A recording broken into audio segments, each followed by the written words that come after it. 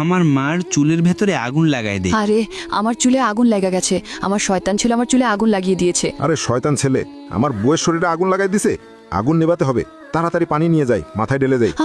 আগুন নিভেছে কিন্তু আমার সব চুল পুড়ে গেছে। শয়তান ছেলে, আজকে তোকে ছাড়বো না।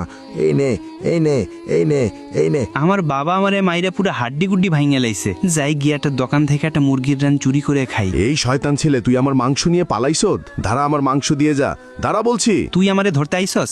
এই নিয়ে আমি গর্তের উপর দিয়ে লাফ দিলাম, তুই নিচে পড়ে গেলি। হা হা হা, আমি হইলাম সবচেয়ে জাউরা, আমার সাথে ঝগড়ামি করে কেউ পারে না। বিড়ালটা অনেক শয়তান, যাই তার বাবার কাছে বিচার দিয়ে আসি। এই শুনুন, আপনার ছেলে আমার দোকানের মাংস চুরি করে খেয়ে ফেলেছে, বুঝছেন? আপনার ছেলেকে দেখে রাখতে পারেন না? কি? আমার শয়তান ছেলে আপনার মাংস চুরি করে খাইছে? আজকে তার সামনে পাইলে পুল মাইরে ফেলবো। করেতে ওই যে সামনে, এই যারা। বাবা আজকে মাফ করে দাও, আর করব না। আমি মরে গেলাম, বাঁচাও। আরে আমার জন্য আমার বাবা মারা গেছে, এখন আমি আমার বাবাকে ফেরত আনবো। এমন কিছু করবো যেটা দেখলে সবাই চমকে যাবে।